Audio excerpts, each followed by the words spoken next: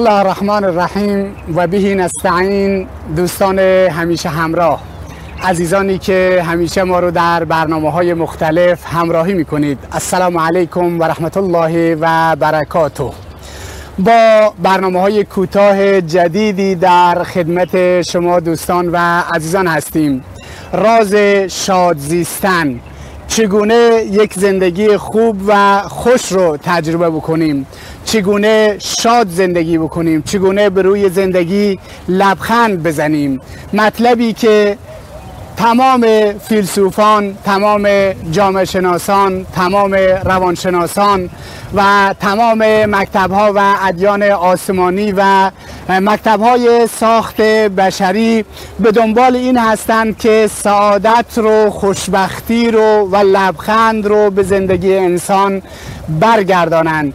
اما اینکه تا چه اندازه موفق شدند که لبخند و خوشبختی و سعادت رو به زندگی برگردونند، این رو واقعیت‌های ملموس جامعه میتونه ثابت بکنه که کدوم مکتب میتواند به خوبی خوشبختی و خوشحالی رو به زندگی انسان برگردونه. واقعیت این هست که اون چی که امروز ما در دنیا نگاه میکنیم و در دنیا باش مواجه هستیم، غم هست، اندوه هست، درد هست، رنج هست و بیمارستان‌های روانشناسی و پزشک‌های روانشناسی که مطب‌هایشون پر از بیمارانی هستند که از دردها و رنجها و مشکلات مختلف فکری و روانی رنج میبرند.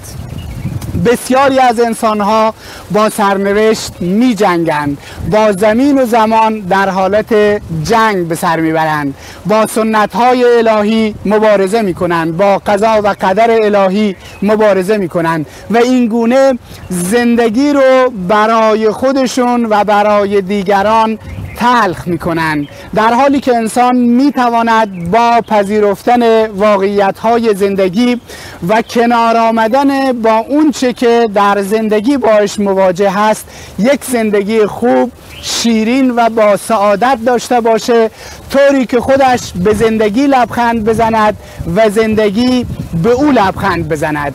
ما در این برنامه‌های کوتاه به دنبال این هستیم که چگونه انسان در دنیا با سعادت زندگی بکند، لبخند رو بر لب خودش و بر لب دیگران جاری بگرداند، چیزی که امروز از لب بسیاری از انسانها رخت بربسته و ارتباطات انسان رو دچار مشکل کرده.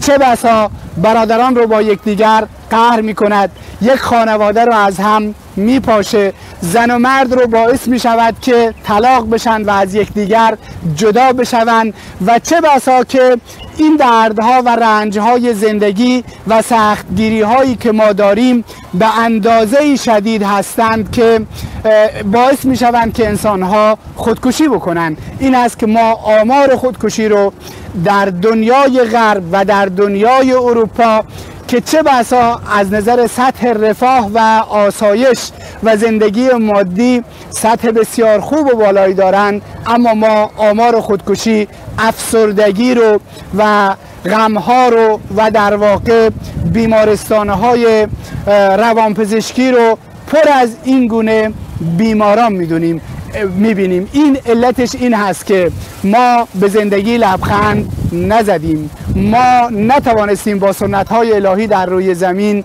کنار بیاییم. در این مباحث ما به دنبال این هستیم که چگونه غم‌ها، دردها، رنج‌ها رو کنار بگذاریم و بر زندگی لبخند بزنیم. تا جلسه دیگر که باز هم در خدمت شما عزیزان خواهم بود. السلام علیکم و رحمت الله و برکاته.